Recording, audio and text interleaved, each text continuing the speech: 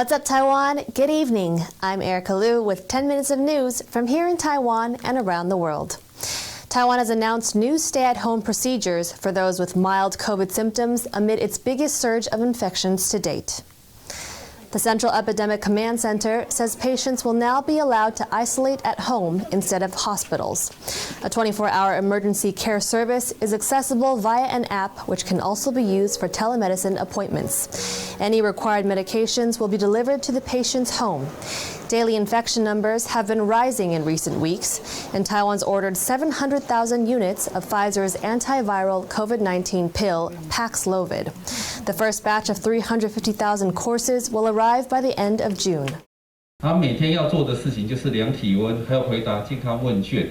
那如果指标异常的部分来讲的话，我们后端的一个关怀中心的医疗人员的话，他会跟本人视讯确认他的状况。那这样子一个 cycle 的话，每天3次。 Shanghai started easing its citywide lockdown in some areas on Monday, despite reporting over 25,000 new COVID-19 infections, a record for the city.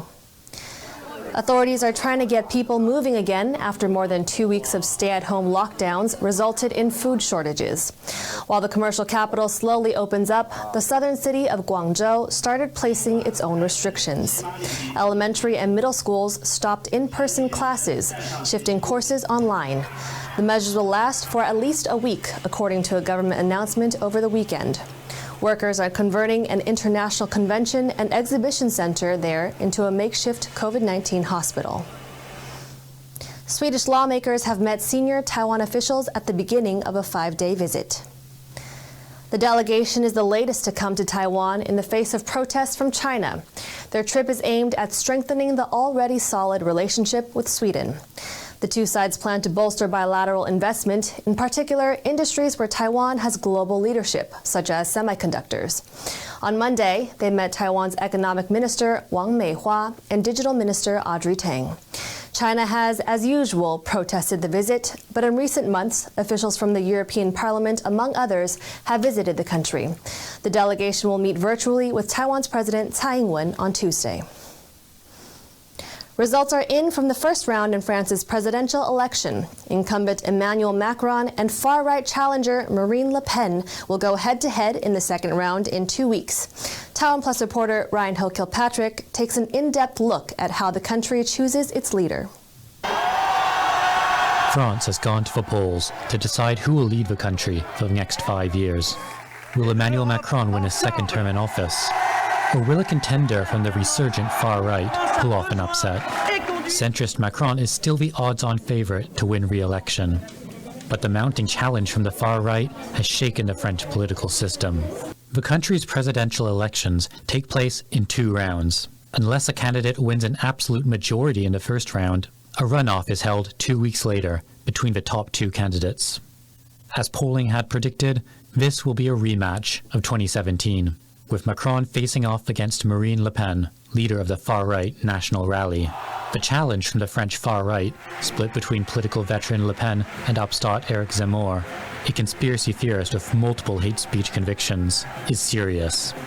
The two have made inroads with young voters by cribbing culture war talking points from the American right, while simultaneously rejecting the import of American ideas of social justice. But the invasion of Ukraine has dented the chances of Le Pen, a longtime admirer of Vladimir Putin, who has spoken dismissively of the Russian threat and even called for nuclear-armed France to withdraw from the NATO military alliance. Macron and Le Pen now have 2 more weeks of campaigning before they go head-to-head on April 24th, a day that will determine the future of the European Union's second-largest economy and its strongest military power. Ryan Hill-Kilpatrick for TaiwanPlus. How will the French election results affect Asia? Our reporter Arnaud Campan spoke to researcher Antoine Bondaz. He began by asking about President Macron's policies and what his re-election would mean for China and Taiwan. I would say there have been 2 main objectives of President Macron. It was to rebalance trade relations with China and to make sure that China would be much more committed than before in terms of fighting against climate change.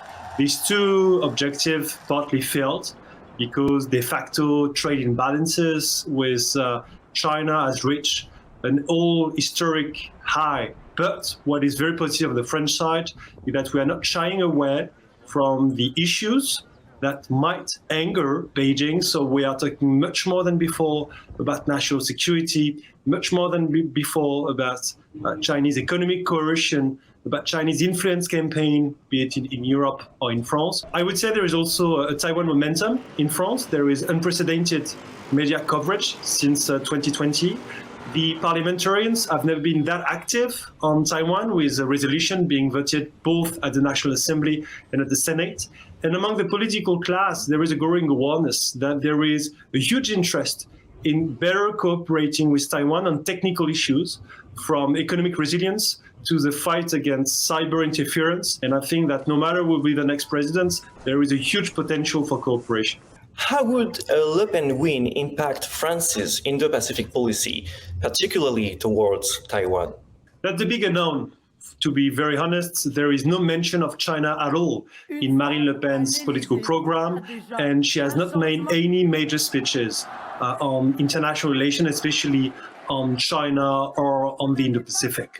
But we can expect that if Le Pen is focusing much more on sovereignty, on trade protectionism, etc., that it might impact actually China. So it's very hard to tell. I think that even the team of Marine Le Pen is not very aware of what they would do on China. National Security Police in Hong Kong have arrested a veteran journalist under a colonial-era sedition law. Alan O was arrested in a dawn raid on his home, charged with conspiracy to publish seditious materials.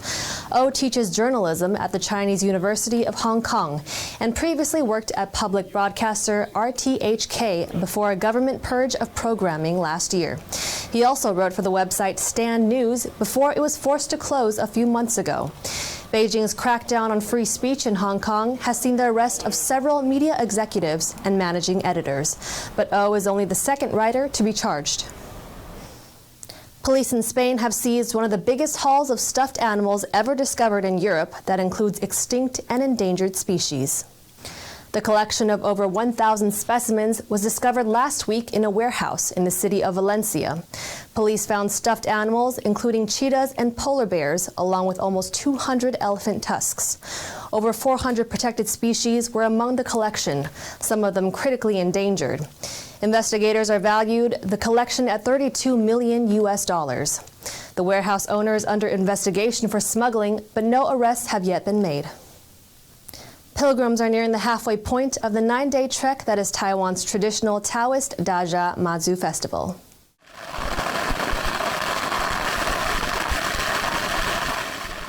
The event celebrates the birthday of the sea goddess Mazu. Every year, pilgrims carry a statue of the goddess through temples in central and southern Taiwan. More than 100,000 people set off at the start of the pilgrimage, which will span the cities of Taichung and Dajia. Numbers are expected to grow, with many others joining the shorter stretches en route.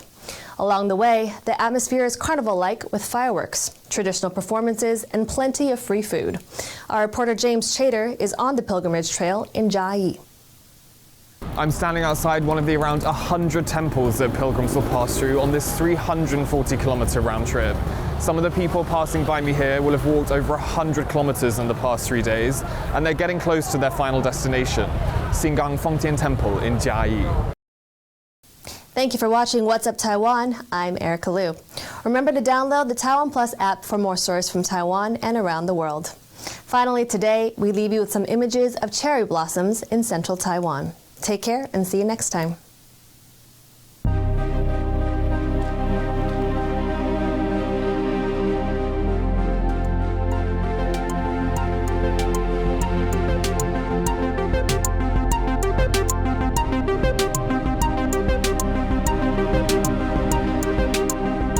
In a changing world, when voices are being silenced, TaiwanPlus is listening. We tell those stories. No compromise. No boundaries. People in Taiwan. No fear. I want to study Chinese. I'm Ryan Hilfield-Patrick. Capital Taipei. TaiwanPlus. TaiwanPlus News.